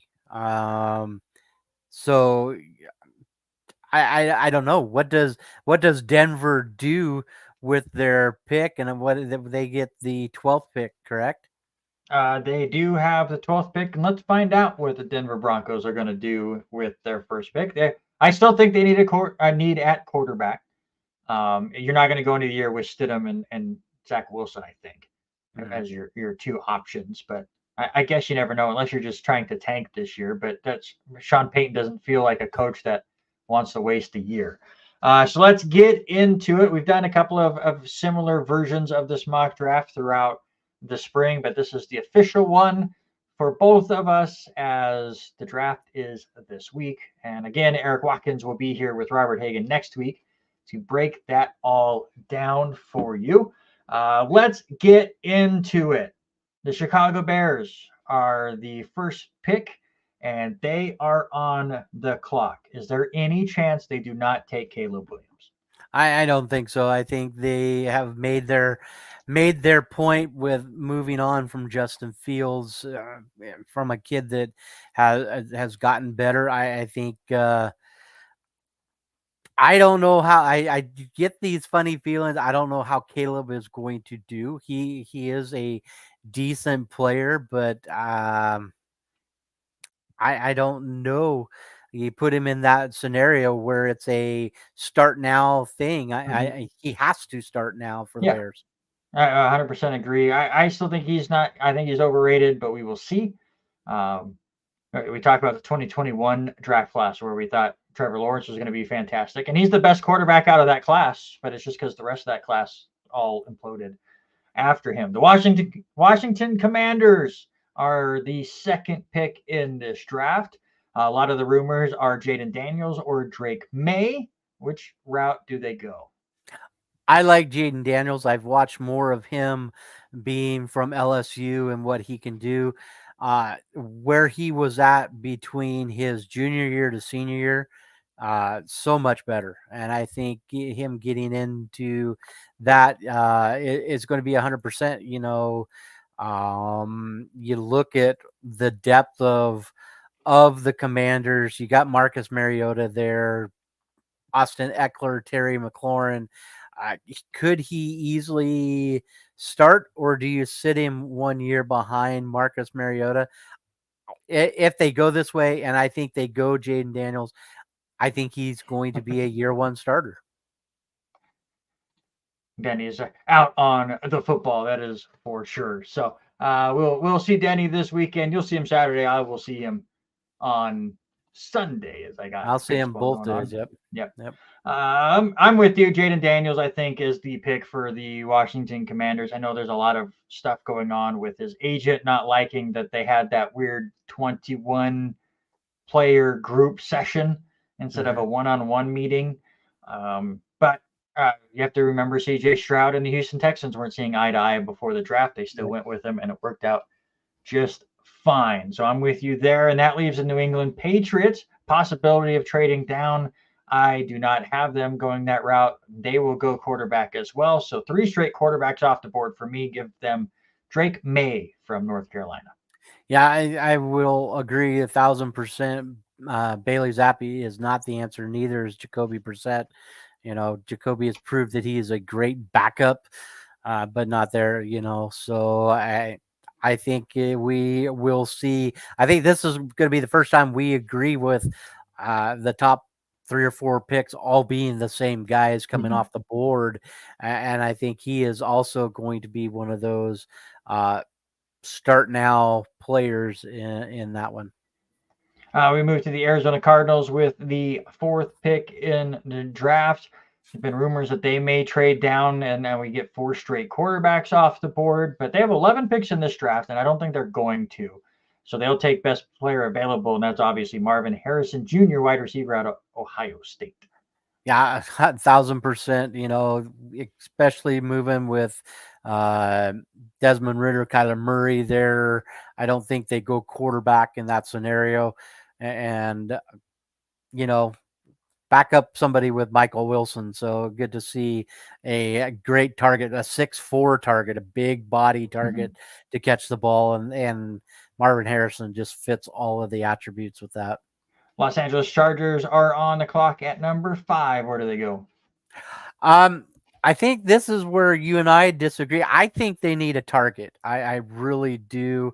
And that being said, I'm going to go with the Husky. I'm going to go with Dunez with what he is doing. He coming out early, a year early to go into the draft. I think he makes a big splash there and can make a big difference with the LA Chargers. I don't think with the Cardinals not trading out, I think the Chargers are in the perfect spot to trade out of this position. And that's exactly what I'm going to have on my mock draft. I'm going to have the Chargers trade with the Minnesota Vikings. Vikings would give up both of their first round picks in this year's draft, 11 and 23. And I'm sure other picks would get moved around as well for the Vikings to move up and take J.J. McCarthy, the quarterback out of Michigan. I think Harbaugh, who believes that J.J. McCarthy should be the top quarterback taken in the draft, as he would, as he was his head coach in college, would gladly take a bunch of draft picks to get his boy drafted in the top 5. He obviously doesn't need him with Justin Herbert there as the Chargers. So I think that's a good fit. So J.J. McCarthy goes 5th for me. Brings up the New York Giants. A lot of the quarterbacks off the board. Are they stuck with Daniel Jones? I say yes, at least for now. We'll see if they draft one in the later rounds. But I'll go Malik Neighbors, wide receiver out of LSU, to be the second wide receiver off the board for me. Yeah, I think he is a great fit for this team, especially almost 1,400 yards or 1,500 yards, 21 catches there, TD catches. Neighbors just seems to be another guy that's got some great hops, especially where he's only 6 foot. And I say that because I'm 5'10", so I mean he's just barely taller than I am, but his vertical is unbelievable, and I think he fits in with that team. And I just hope that they can do something, especially with no Saquon Barkley and so on. Go to the 7th pick with Tennessee Titans. This was where I had him in the mock draft a couple of weeks ago. I'm locked in here. Joe Alt, offensive tackle from Notre Dame to the Titans. For me, I'm still not sold on Joe Alt yet. I like the way watching how J.C. Latham played for Alabama. I think he's the better offensive lineman off the board. So I think he goes to Tennessee. Bring on the Atlanta Falcons. I went between the two that we went with. I went with Dallas Turner, though, from Alabama edge rusher. Falcons got to go defense, but I went Turner. Yeah, I ended up going with Verse from Florida State, another big guy. Yeah, he is the number 1 edge prospect, and I think he's just a little bit better than Turner. Chicago Bears now on the clock. You had Odunze going earlier in the draft. He falls to Chicago, and you get Odunze with Caleb Williams, a good 1-2 punch. A couple of great top 10 picks for the Bears there. Really set things up for Chicago offensively. I'm going protection, and this is where Joe Alt goes for this one. So what better way to protect Caleb Williams is to bring in the Notre Dame boy. All right. My New York Jets are number 10 on the board. Where do they go? Well, I don't see you having near as much issue in the offensive line now that you have taken 2 ex-Baltimore Ravens. So I think they've bolstered a little bit there. Also taking the guy from Texas. I'm going to go weapon or Dallas. I'm going to go weapon, and I'm going to go Brock Bowers, the tight end from Georgia. This is a very popular pick. It is not one that I want, not against Brock Bowers. If that name gets called on Thursday, I'm not going to be upset about it. But my main wish as a Jets fan is the Jets trade down. They do not have a pick in the second round. I would like them to obtain one. There's still a lot of great picks to get here in the teens, whether it's offensive linemen or whether Brock Bowers may drop a little bit. There's a couple good wide receivers that are still available. So try to move down a few spots, obtain a second round pick, and just bolster a couple of different positions. Like you said, they did a great job in the offseason. So we will see there. But And go ahead. you say that, and then just because I saw a little piece from a fellow New York Jets fan, and that's Greenberg, and he even made the same thing. The conversation: do you go offensive line? Do you take Bowers? Do you go a weapon in their pick in the 10 spot? Yeah, they got a lot of options for sure. I'm very interested to see where they go. But I will have them trade down in my mock draft with the New Orleans Saints, who were the 14th pick. I'm not sure if moving up 4 spots there would get the Jets a second round pick, but it would give them extra picks for sure. So I will have the New Orleans Saints moving up because they want an offensive lineman really bad. They'll take Talise Fuega, I believe is how you say it, offensive tackle for Oregon State. Minnesota Vikings are on the clock now for you. I had them trade with the Chargers. So for the Chargers in my mock draft, I will have them take J.C. Latham, offensive tackle for Alabama. For me, it boils back down to they needing a quarterback because of Kirk Cousins, all that. And so I'm going to throw out J.C. McCarthy for Michigan as the Minnesota Vikings pick. Where are we at? Denver Broncos. Did they take a quarterback? You know, I still don't think so. I think they'll find somebody a little bit later.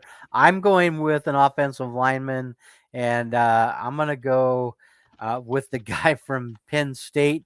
I know I took him before you did, so I'm going to have to try to say his name. Olumuya Fashanu from Penn State. Yeah, that's a name. I'm not 100% sure how to say. I also will not go quarterback. I went Jared Verse. I had him drop to this spot since I went Dallas Turner for Atlanta. Go defensive line for the Denver Broncos. I think it's a little too early to go with the 5th quarterback off the board. New Orleans Saints are no. Where are we at? The Las Vegas Raiders are up next, number 13. What do you got?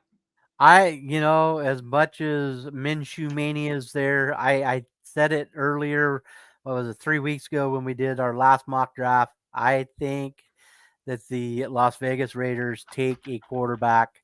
Michael Penix Jr., Washington Husky, will be a black and silver player. Sorry, I'm arguing with somebody over here.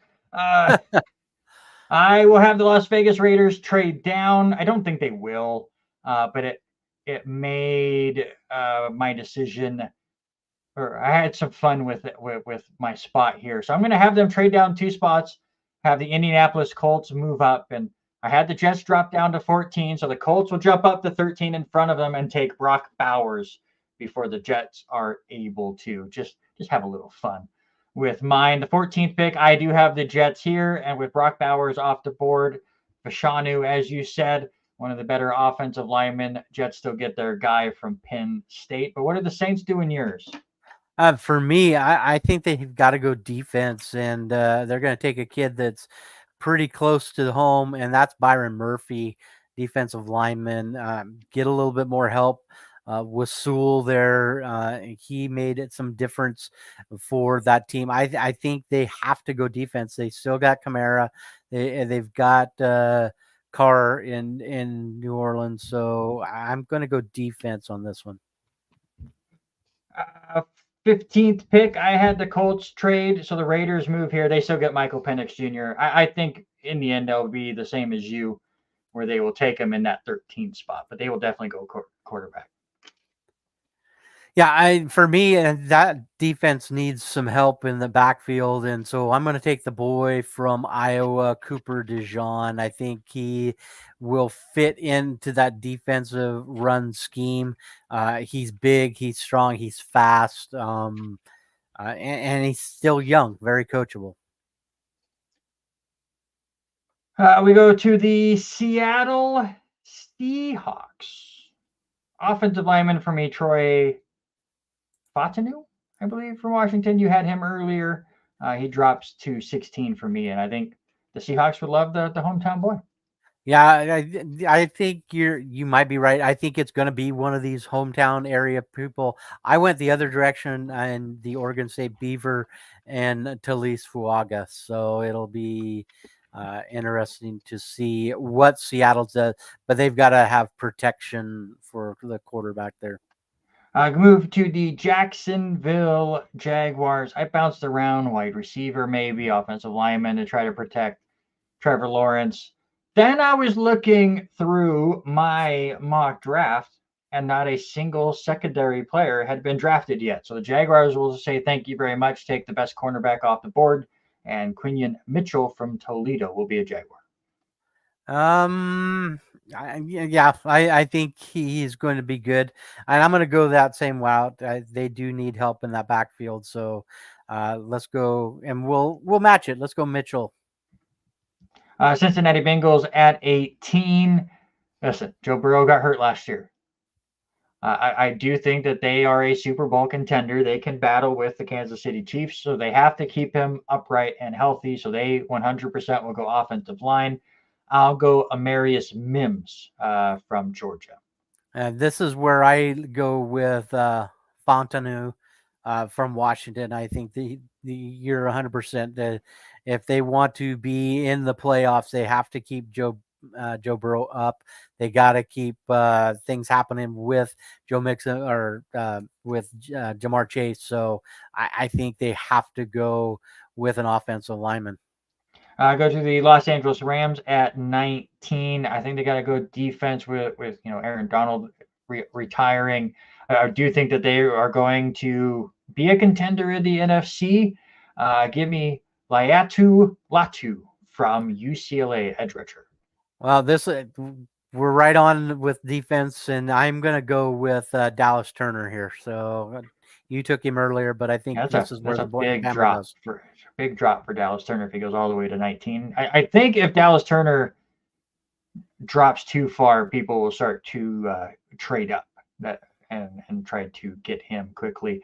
Pittsburgh Steelers never do anything sexy during the draft. They don't hear. Tyler Guyton, offensive tackle for Oklahoma. I'm going to go the kid out of Duke. I'm going to take Graham Barton, close guy close to home, 6'5" senior. Looking at some film that he did, he could move some pieces around, and for Najee Harris to have a hole that opens up like that by a big guy, I think this is a great fit for the Steelers. Miami Dolphins are at 21. This was another team that I struggled to try to find which way I thought they may go. I think they have the weapons figured out. So I went defensive side, looked at some of the better players that were still available, went Byron Murphy II, defensive tackle for Texas. I think they have to protect Tua a little bit more. So I'm going to go with Guyton from Oklahoma. We move on to the 22nd pick, which is the Philadelphia Eagles. Where do you go? For me, I'm going to go with Terrion Arnold. Now, I'm going to say something. He's young, but he comes out of that Alabama defense that is just as stellar. I mean, what is this? The third person out of that team on the defensive side to come out. I think he is going to prove something for Philadelphia. Yeah, I'm right there with you. Terrion Arnold is also where I go. You're looking for a defender, you just go the Alabama tree. Well, maybe not from here on out with Nick Saban gone, but for now, you still go that Alabama tree. Minnesota is on the clock for you at 23. Where do they go?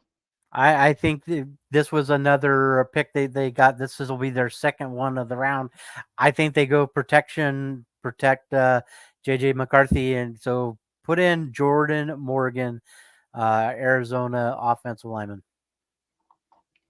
Let's go. Well, for me, it's the Chargers because I had them move up to get JJ McCarthy. Though, if your mock draft works out and they get him at 11, I would be shocked. But we'll see how that goes. So the Chargers will take Brian Thomas Jr., wide receiver from LSU. You talked about getting them a weapon when you had their pick at 5. I have them getting one here at 23. Dallas Cowboys are on the clock at 24. Again, I don't know. They're all in. They're absolutely all in. They're going to go so far all in. They're picking Graham Barton, a center from Duke. I'm going to go with offensive linemen. They need to do something as much as they need something everywhere. I'm going Jackson Powers Johnson, the offensive lineman from Oregon.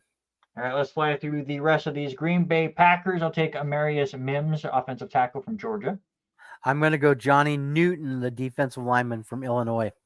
For Tampa Bay, how about Jackson Powers Johnson, center from Oregon? A lot of soon-to-be former Pac-12 players. Yeah, I'm going to go with a defensive back for this one. I'm going to go from a kid from Clemson. Give me Nate Wiggins. You took Cooper DeJean all the way back at the 15th pick. I will have him go here at 27 to Arizona. I'm going to take the edge rusher from UCLA, Latu, going to the Cardinals. They need help on the edge down there. With the trade that Buffalo made, sending Stephon Diggs to Houston, they have to go wide receiver here. I'll go Adonai Mitchell from Texas. I'm going to go with the other boy from LSU. Give me Brian Thomas Jr., the other side of that whole Malik side. All right, just how we did these next 2 picks, and I love it. Detroit Lions are on the clock. Let's go with the cool name, Kool-Aid McKinstry, cornerback out of Alabama. I think the next 3 picks are really close. I'm going with Chop. Give me Chop Robinson to play for Dan Campbell up there in Detroit. Well, your Baltimore Ravens are up at number 30. I gave you Chop Robinson, edge from Penn State. We said it a couple weeks ago when we did the last mock. Mm-hmm. Right now it's figured out. We need a cornerback. We need a lot of stuff. We've gotten Ray offensive line, but give me Kool-Aid. I think he's the best cornerback left on the board. Yeah, I went Kool-Aid to Detroit just to keep him away from you. And that was my idea. Who do you have San Francisco taking at 31? I think they need offensive linemen. Always need something from McCaffrey. Give me Amarius Mims from Georgia. For me, I make a big splash. This is never happening. Denver doesn't even have a 2nd-round pick, so I don't know what they are going to give up to move up back into the 1st round.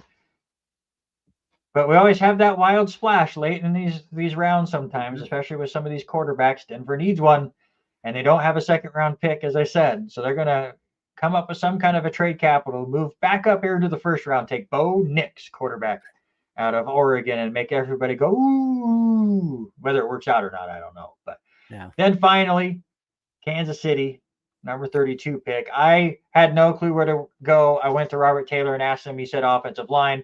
I looked at Nick Wright, who is a big Kansas City guy on First Things First, looked at his mock draft, and he said Jordan Morgan from Arizona. So I went that route too. I'm going weapon-wise, not knowing what's happening with the receiving core and that, Kelsey being there, but with Rashid Rice, with all that going down, give me Ladd McConkey from Georgia in that spot. There you go. Eric and Robert will break this all down next week, see how we did in our mock drafts, and they'll break down all of the picks throughout that NFL draft next week. Quickly hit on NBA playoffs. Listen, I didn't watch these games live because you and I were doing a couple of episodes of Bad Brackets and trying to get ahead of that before our craziness starts in May. But I went back, watched a lot of the highlights, which I never do for NBA. But 2 wild games happened last night. The Knicks with a 104-101 victory over the 76ers. The final 30 seconds were intense. If you haven't seen it, go watch it. But the Knicks scored 8 points in the final 27.1 seconds to win by 3. Dante DiVincenzo, I have no idea how to say his name. I don't know anybody on my team. I'm a Knicks fan. I don't know anybody. So it's how little I watch the NBA. But the Knicks are up 2-0. So congratulations to them. Denver is up 2-0 over the Los Angeles Lakers, 101-99 as Jamal Murray hit a buzzer beater. Lakers had a 20-point lead in the second half. Watch it all evaporate against the defending champions. Interesting thing to note, of the now 12 games that have been completed, home teams are 12-0 in the playoffs. However, the Indiana Pacers, with 6 minutes to go against the Milwaukee Bucks, are leading 112-92. So it does look like we're finally going to have a road team get a win. Is this just the fact of home court advantage means a lot, or the fact that the top parts of these conferences are just that much better than the bottom half? I think that you just know that the top half is better. I mean, just watching the little bit of highlights that I have done, I think that they're just heads and shoulders above the rest. So, but it's hard to get into it. I mean, for me, still, it's not Bird, it's not Magic, it's not Jordan. I mean, it's hard to watch these guys. And yes, the little bit I have seen, defenses showed up a little bit over the last couple of games. Yeah, all right. The intensity is a lot different once you get into postseason play. That is for sure. It was the big World Series of bowling for the PBA. We had bowling every day of the week. They bowled a ton in this tournament, both in the individual events as well as the World Championship. I don't know how much you got to watch. I kept an eye on the Brad and Kyle channel to see how they were doing, but this format is insane. I've watched it all. I even didn't get it recorded for the doubles. Went back and watched the doubles. So it has been an extremely busy week, 2 weeks, because it is 2 weeks worth of bowling there. But for them to do something different every week, and like I said earlier, 19 different countries were represented in this one. Chris Prather, Andrew Anderson come away with a win in the doubles. Dio Bernard, have you watched this kid? 20-year-old kid comes out, wins the Cheetah Championship, and defeats Marshall Kent. Matt Russo, who has had another big weekend in all of these. Matt Russo, Packy Hanrahan, and EJ Tackett were just about in every show episode. But it was good to see Matt get his second title there. EJ Tackett wins his the Shark Championship, and then comes back 2 days later and ends up winning and climbing the ladder from fourth place and pulling all 4 games in the World Championship to come away with his 5th major, knocking off Matt Russo, 225, 194, 23rd PBA title, and EJ Tackett comes away with his 5th major.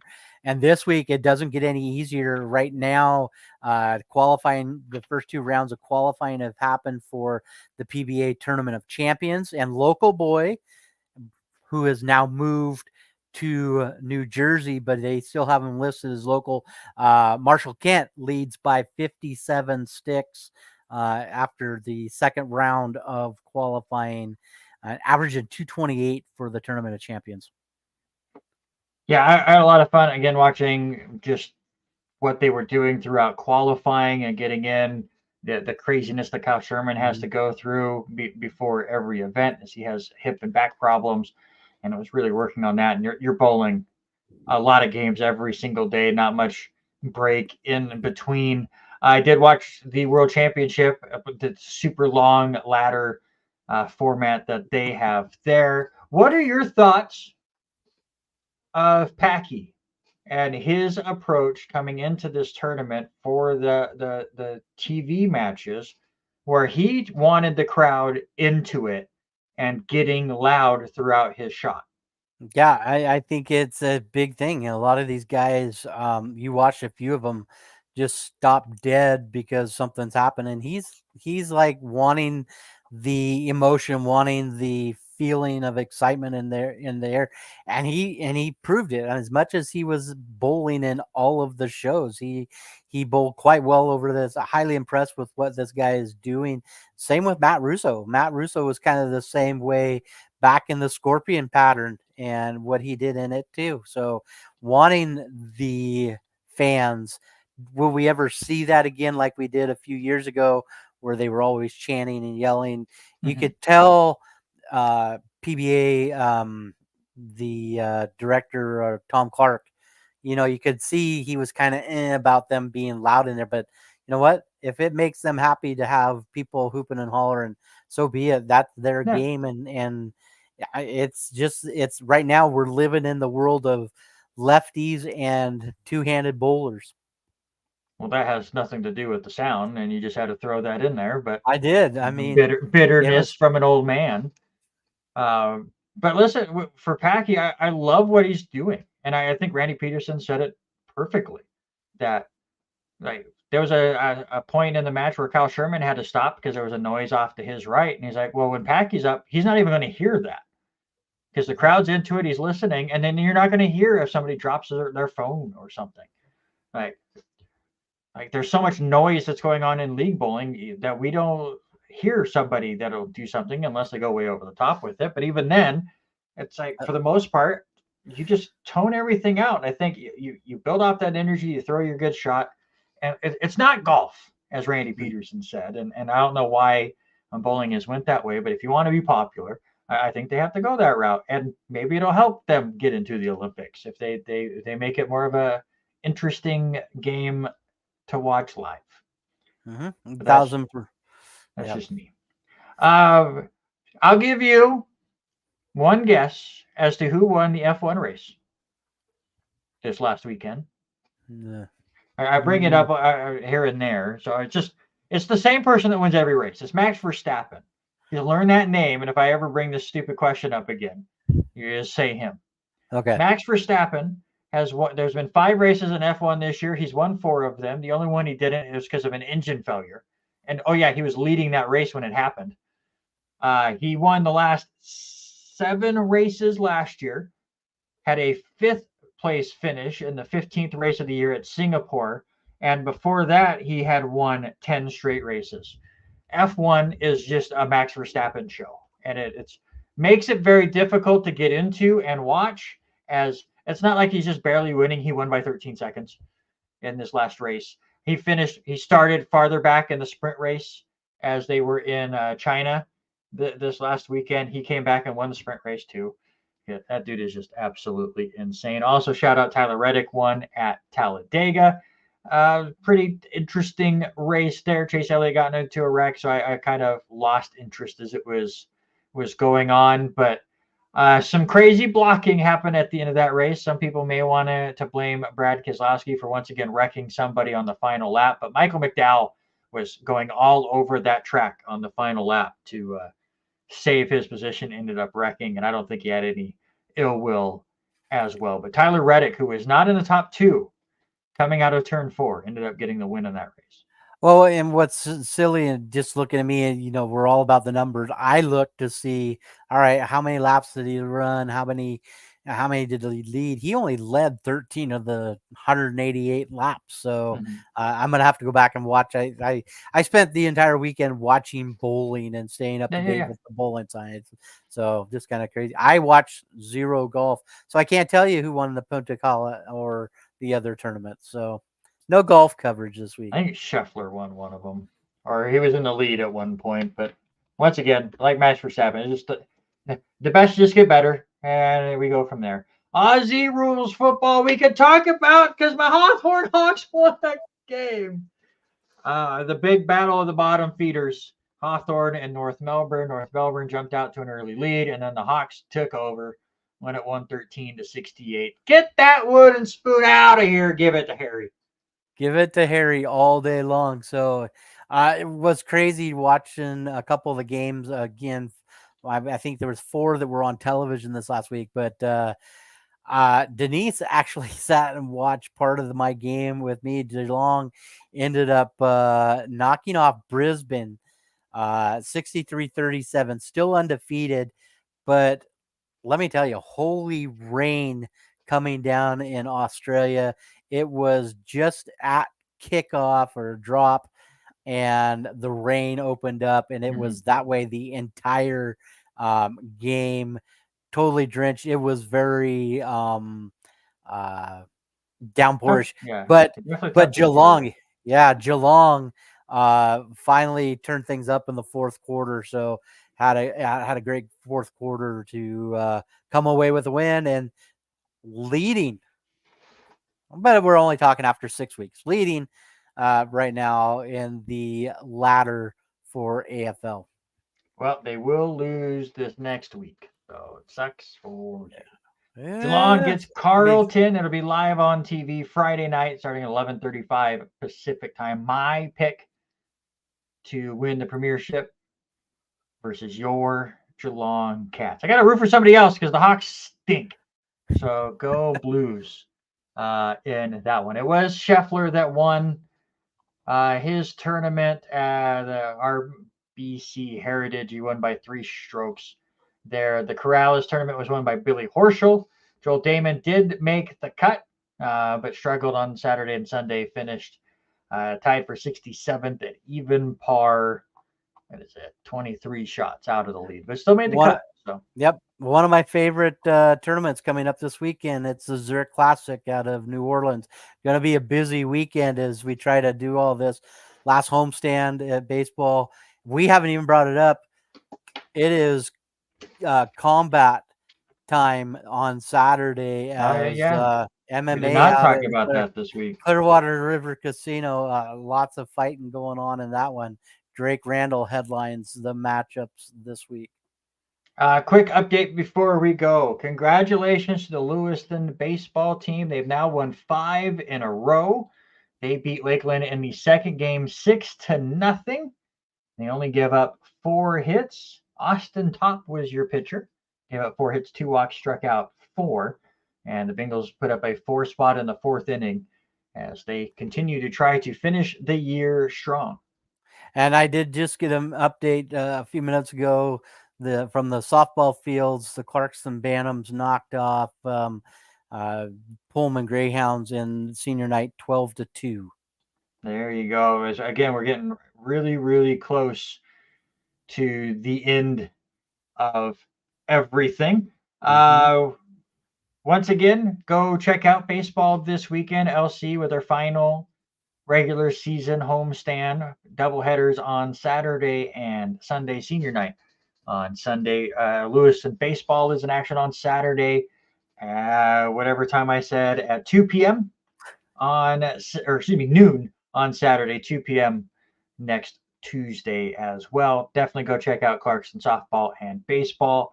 Softball, I believe, is also at home on Saturday. They will also host Coeur d'Alene. So go support local athletics. But that is going to do it here for us. Go check out Bad Brackets and the worst NFL draft busts of all time. It was a pretty fun episode there. And come right back here next Tuesday when it'll be Robert Hagan and guest host Eric Watkins, who will be here to break down everything over the weekend as far as local sports and everything else. They'll look at Major League Baseball, of course. They will talk Aussie Rules football. And, of course, they will look at all 7 rounds of the NFL draft.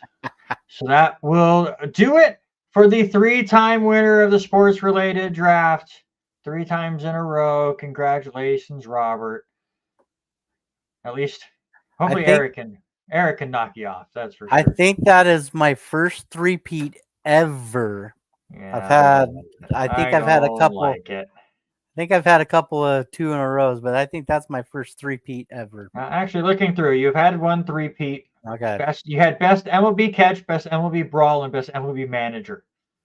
You won 3 straight. So there you go. So second time you've won 3 straight. Your 26th win all time in the sports-related draft. We'll see what Eric and Robert come up with next week. Have a great one. I'll see you in a few weeks right here on the R&R Sports Report. But until then, that's Robert. I'm Randy, and we are out.